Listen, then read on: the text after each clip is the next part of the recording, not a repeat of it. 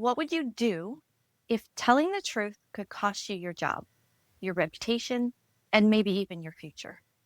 But hiding the truth just this once could keep everything intact. Your team safe, your project alive, and your paycheck secure. Hi, my name is Mindy, and I want to welcome you. Over the course of my career, I've experienced many moments, some directly and some through people I've worked alongside, that reminded me of stories we find in the Bible. The events I share are real. Sometimes they happened to me, and other times they unfolded in the lives of people I knew. I won't reveal names or personal details, but the lessons are true and powerful. That's why I'm recording this series. These aren't just old stories from scripture. They're timeless truths that still guide us through real life situations, in business and in life. And with that, let's begin. Every leader, whether in business, ministry, or life, will face a moment like this. A moment where you stand at a fork in the road and both paths feel dangerous. One path risks everything you've built. The other risks something far greater, your integrity. Courage is easy to admire when it's someone else's story. It's inspiring when we hear about it in a sermon or watch it in a movie, but it's something entirely different when the test lands on your own desk, with your name at the top of the page and deadline is hours away. Today, I want to take you inside one of those moments. First, we'll go through a true modern day leadership test that played out in a corporate boardroom. And then we'll go through a biblical account from 2,600 years ago. It's of a man named Daniel who faced a choice so extreme that the wrong move wouldn't just end his career, it was actually going to end his life. And I believe by the end of this story, you'll see exactly what courage looks like when the pressure is crushing, and how the decision you make in that moment can echo far beyond the outcome. So let me tell you about a modern leader. They weren't running a nation, they didn't wear royal robes or sit on a throne, but the weight of their decision could still determine the future of hundreds of people. Now, this leader worked for a large foreign-based corporation, one that had recently launched a U.S. startup division. The vision to break into the American market, win new customers, and prove to the global board that the expansion was worth every penny invested. The stakes? Massive. Every month mattered. Every quarter mattered even more. Because in just a few days, the board of directors overseas would meet to decide whether this U.S. branch would get another wave of funding or be shut down. The leader's job was simple, at least on paper. Prepare the sales report for that meeting, show the numbers, the trends, the projections, and then came the quiet suggestions, not from just one person, but from multiple executives. Adjust the numbers just a little, just enough to show growth, just enough to keep confidence high, and just enough to make the charts look like the plan was on track. They said if the board sees these real numbers, they'll lose faith in the whole U.S. division. People could lose their jobs, but we could lose everything we've built. And so the leader sat there, staring at two options. Tell the truth, risking the funding, risking jobs, maybe even their own position, or bend the truth, saving the project for now, but breaking their integrity before God. The pressure was crushing. Every human instinct wanted to preserve the business, protect the team, and survive another quarter. But deep inside, they knew this wasn't just a business decision. It was a moral one. Now, in a different time and a different world, is a crossroads that another leader once faced thousands of years ago. Only for him, the stakes were even higher, life or death. And just like our modern leader, he had to decide, will I stand in truth, trusting God with the outcome, or will I rely on human strategy to save myself? So we'll go through Daniel's backstory. From captive to counselor, long before the impossible test came, Daniel's life had already been turned upside down. Now, Daniel was a young man from Judah, bright, capable, faithful to the God of Israel. Then came the invasion. King Nebuchadnezzar of Babylon swept through Jerusalem, defeating the nation and taking the best and brightest back to Babylon. Daniel was among them. So why take them? Because Babylon had a strategy. If you could train the leaders of a conquered people in your ways, meaning your language, your politics, your religion, you could reshape them into loyal servants of your empire. So Daniel and his friends were enrolled in the king's 3-year training program. They learned the literature and science of Babylon. They dressed like Babylonians, spoke like Babylonians, and worked in the royal court. Now Daniel rose in reputation. Eventually he became one of the wise men, which is advisors to the king, called upon for counsel when the empire's leaders faced difficult problems. It was a position of influence, but also a position of danger, because serving in the king's inner circle meant you were close to both his favor and his wrath. And one sleepless night, that wrath was unleashed. King Nebuchadnezzar was no ordinary ruler. He was the most powerful man on earth at the time. His empire stretched across nations. His armies were undefeated, and his word was law. In Babylon, the king's voice was final. If he said it, it happened. If he wanted you honored, you'd be honored.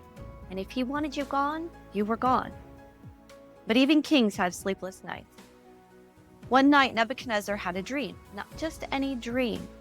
A dream so vivid, so disturbing, that it shook him to his core. He knew it meant something important, but he couldn't shake the sense of dread it left behind. And here's the thing about power. When you're the most powerful man in the world, you're used to getting answers immediately.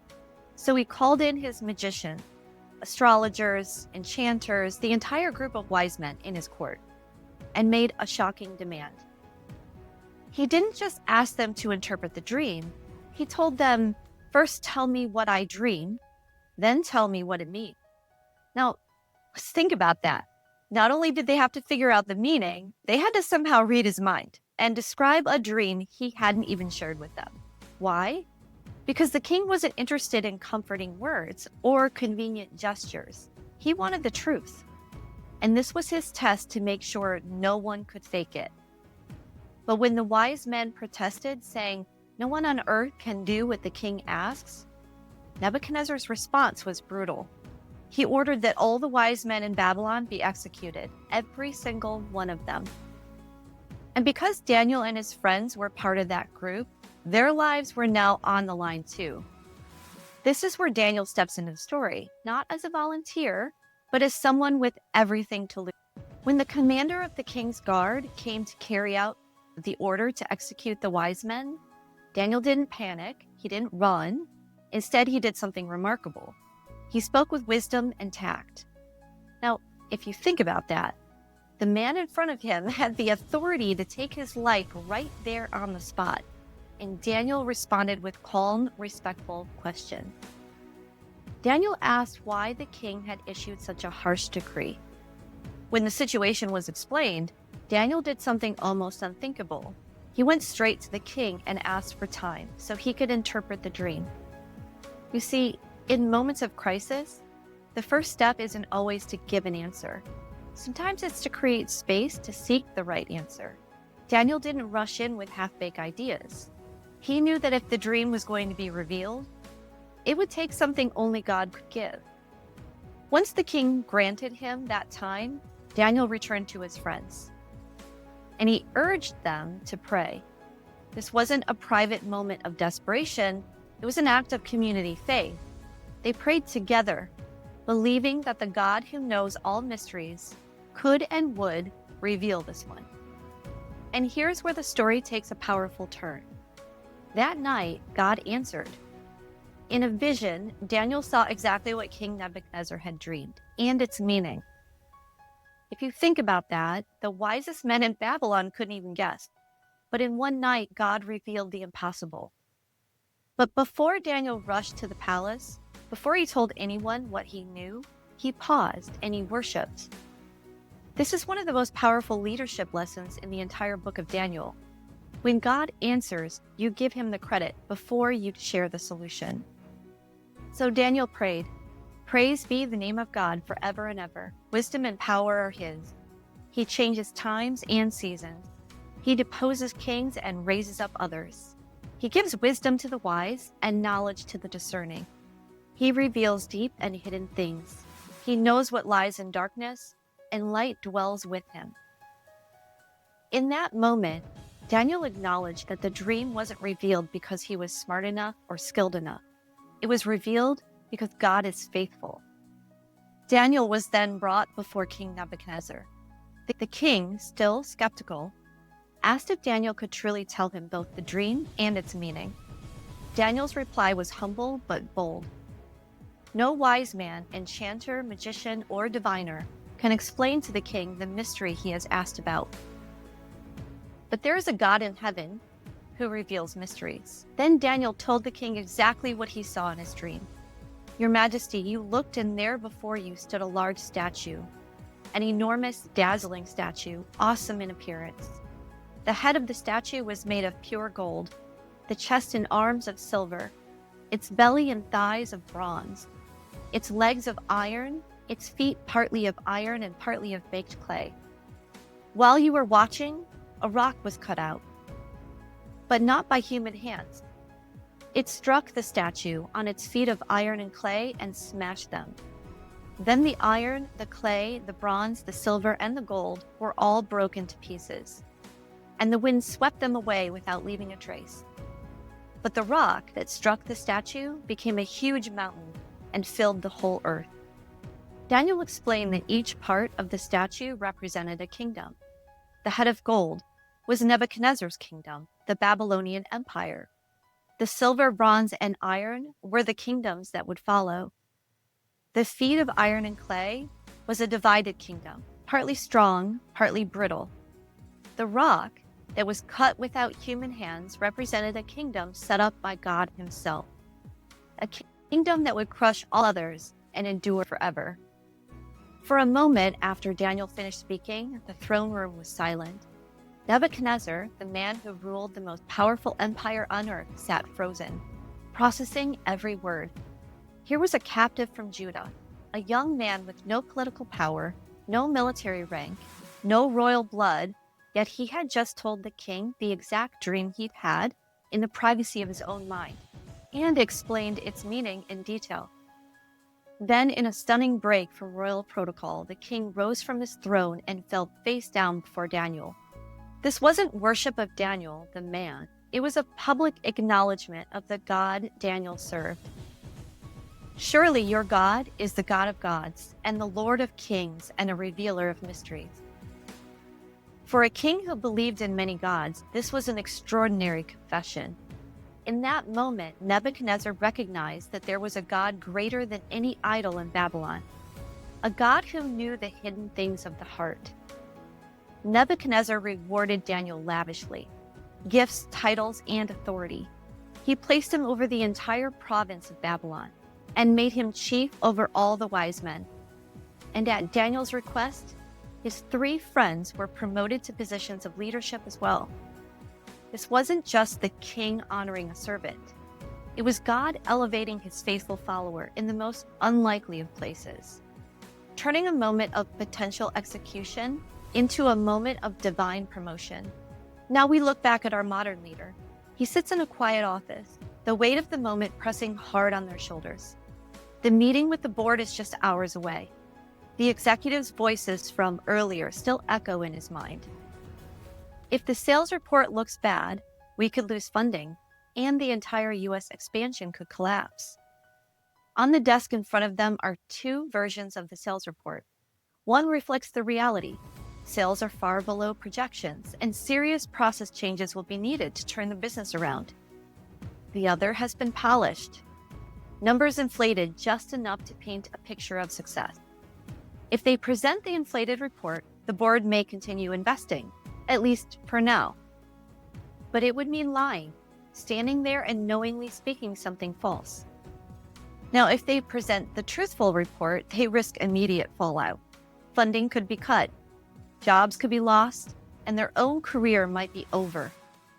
Now, in their heart, they know only one path aligns with their values and their faith. The cost of that choice could be enormous. The clock ticks closer to the meeting. Papers are gathered, the report is placed in the briefcase, and they step out of the office. The decision still hanging in the air, they step into the boardroom, greeted by the steady gaze of the executives and the expectant silence that follows. The weight of the decision sits firmly on their shoulders. Every eye is on them, waiting to hear the numbers, waiting to know the future. And in this case, the person did choose to tell the truth. But the story isn't finished yet. What happens next shows just how costly honesty can be in the workplace. And I'll share the rest of it in another episode. But remember, it's not really about the outcome. What matters most is the courage to stand in truth and to trust God with what comes after. You see, the real challenge isn't about the outcome. It's about the moment before the words are spoken. The moment when a person decides whether to trust in their own way or God's way. You see, when Daniel stood before King Nebuchadnezzar, he faced more than a test of skill. He faced a test of integrity. The king demanded to know both the dream and its meaning, and not a single wise man in Babylon could produce an answer. Human reasoning and political maneuvering and even self-preservation had all failed. Daniel didn't look for a clever way to manage the moment. He refused to invent an answer. He refused to bluff, and he refused to pretend he knew what he didn't know. He openly acknowledged human limitation and pointed to God as the only source of the answer. So he asked for time. He gathered his friends and he prayed, and God revealed what no human logic could supply. Then Daniel delivered exactly what God had given, nothing more, nothing less. In the modern dilemma we've been following, the choice was the same at its core: to manipulate the report and please people, or to present the truth and trust God with the outcome. One choice offered short-term safety but long-term instability, and the other risked immediate fallout but kept integrity intact. And it placed the future in God's hands. When the pressure says polish the numbers, integrity says tell the truth. If you don't yet have the solution, say so. Then ask God for wisdom and next steps. So the lesson is integrity isn't just about telling the truth. It's about trusting that God will honor that truth, even when we can't see how. Divine revelation and divine provision often walk hand in hand, but they require us to let go of control and allow God's will to be done. In every Nebuchadnezzar moment, the real decision isn't how to secure the outcome. It's whom to trust for the truth. Will you cling to fabricated certainty, or will you stand in truth and wait on God's revelation? And that is where our story ends for today. What I hope you see is that the situations we face in business and in life are not so different from the ones we find in Scripture. The story of Daniel reminds us that truth and faith can carry us through even when the pressure is high. And that's something I've played out in real life again and again. Some of these stories are mine, others belong to people I've worked with, but each one points back to the same truth. God's word is alive, and it speaks into our everyday decisions. Thank you for joining me. I'll be sharing more real-life stories alongside biblical ones, and I hope they encourage you as much as they've encouraged me. There's so much more to come, and if you want to follow along with the story of the modern leader, please subscribe so you don't miss the next story. And if this has blessed you today, please share with anyone that you think this story might bless also. Thank you.